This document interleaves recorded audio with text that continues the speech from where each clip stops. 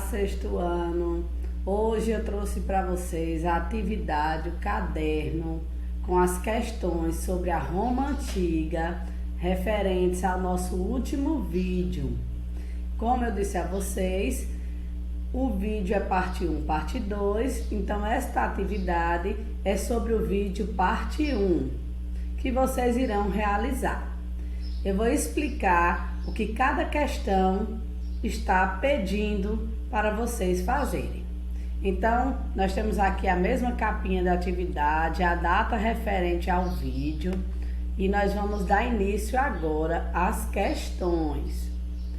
Então, quais foram aquelas habilidades? O processo de formação da Roma Antiga e suas configurações sociais e políticas nos períodos monárquico e republicano, ou seja, a primeira fase monarquia e a segunda fase república da Roma Antiga e os legados para as sociedades e civilizações posteriores, o que eles nos deixaram, os romanos antigos nos legaram, nos deixaram. E a primeira questão muito interessante, nós temos aqui falando sobre a formação de Roma. Vocês irão observar a imagem que já foi trabalhada no vídeo sobre uma das hipóteses, né? A questão lendária, a questão mitológica. Vamos ler o enunciado? A imagem representa uma antiga escultura etrusca, representando a loba amamentando os gêmeos Rômulo e Remo. Essa imagem nos revela que, então, uma questão de múltipla escolha que vocês irão assinar, marcar um xizinho na questão correta. Letra A. Os romanos explicavam a origem de sua cidade por meio de lendas que envolviam deuses e heróis. Letra B. Não há nenhuma relação com a criação da cidade de Roma. Letra C. As lendas são totalmente verdadeiras, retratando fielmente os fatos históricos da fundação de Roma? Letra D. Não existem lendas que busquem explicar a origem de Roma? Então, qual dessas alternativas é a correta? Marquem um X, tá bem fácil, hein? Joguem duro. Aí nós temos a segunda questão. Os períodos estudados da história de Roma são respectivamente. Vocês irão marcar a alternativa que coloca na ordem as 3 fases da Roma Antiga. Os 3 períodos da Roma Antiga. Letra A, monarquia, império e república. Letra B, república, império e monarquia. Letra C, monarquia, república e império. Letra D, império, monarquia e república. Qual dessas está na ordem? Qual foi a primeira forma de governo? Qual foi a segunda forma de governo? Qual foi a terceira forma de governo na Roma Antiga? Questão 3. Como era dividida a sociedade em Roma no período monárquico? Como estava organizada a sociedade? Quais eram aquelas 2 classes sociais e quem fazia parte de cada uma delas? Também foi explicado no vídeo. Então, vocês irão colocar o nome de cada uma e quem fazia parte dela. Questão 4. Quais as principais características das instituições políticas do período republicano em Roma? Então, vocês irão lá na parte da república e irão colocar dentro daquele quadro que foi explicado no vídeo quais eram as instituições políticas, tá? Então, tem lá um quadro todo explicadinho. Vocês voltam no vídeo, anotem, estudem e vem responder a 4ª questão. Questão 5. Quando foi criado o tribunato da plebe? Lembrem dos plebeus, que é a plebe, e o que isso representou para os plebeus, a criação do tribunato da plebe. O que é que eles passaram a ter de direitos, tá? 6ª questão. Tibério e Caio Graco, os irmãos Graco, conseguiram implantar a reforma agrária em Roma, sim ou não? E por quê? Quais foram as conquistas dos irmãos Graco? O que é que eles conseguiram em relação à reforma agrária? Também tem um textozinho, tem no livro didático, foi colocado e explicado no vídeo e vocês irão colocar aqui. Agora, uma questão com essas imagens, fonte A e fonte B. Prestem bastante atenção em cada uma das imagens, da fonte A e da fonte B. Nas cidades romanas, os plebeus trabalhavam em diferentes atividades, eu estou afirmando. Agora observe essas duas fontes históricas e diga aqui, anote o que cada uma eles estão trabalhando. Em cada fonte, em cada imagem, qual é a função dessas pessoas que estão trabalhando? O que ele era aí? Qual era a atividade aí de trabalho deles?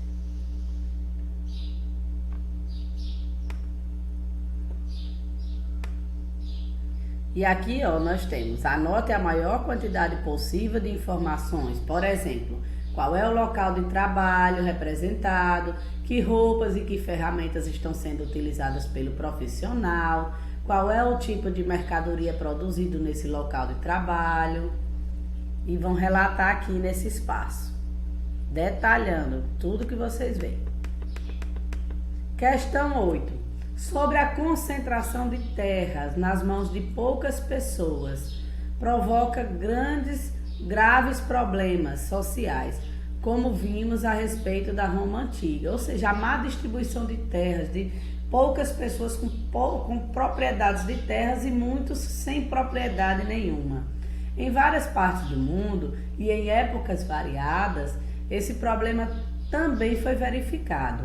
Uma das maneiras de resolver parte desses problemas, que também ocorrem até os dias de hoje, inclusive no nosso Brasil, no nosso país, é promover a reforma agrária, ou seja, a distribuição das terras. Porque nós temos grileiros, temos poceiros, temos pessoas que querem se apossar do que é do outro, né? Ou do que é do Estado, porque não tem direitos a essas terras desde lá atrás, né? A primeira grande divisão de terras no nosso país foram as capitanias hereditárias, né? Depois os sistemas de sesmárias. Então a gente tem um problema aí estrutural histórico. Agora leia o texto aqui. Fazer a reforma agrária significa realizar o assentamento no campo de pessoas e famílias que querem terra para trabalhar. Por exemplo, a gente tem aqui em Petrolina assentamentos, né? Ou seja, comunidades que veio dessa luta por reforma agrária, dessa luta de terras. É uma política pública de responsabilidade do governo federal que pode ser executada por meio de um projeto amplo que deve ter como objetivos principais. Quais são os objetivos? A desconcentração fundiária, para evitar que a terra permaneça nas mãos de poucas pessoas ou empresas. Por exemplo, um grande proprietário de terra, ele não utiliza aquela terra, ele não cria gado, ele não planta, a terra está lá no nome dele, mas ela pode ser desapropriada, dividida para várias pessoas. Isso é a reforma agrária.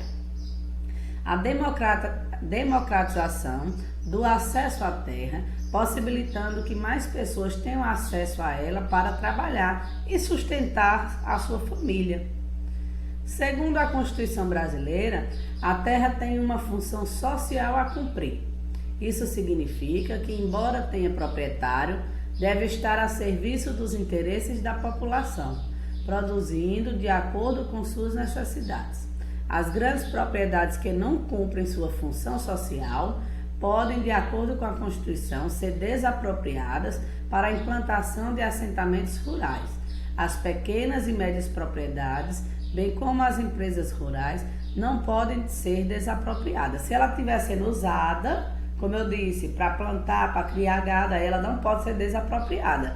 Mas se são terras lá que não são utilizadas, elas devem ser desapropriadas para beneficiar a população.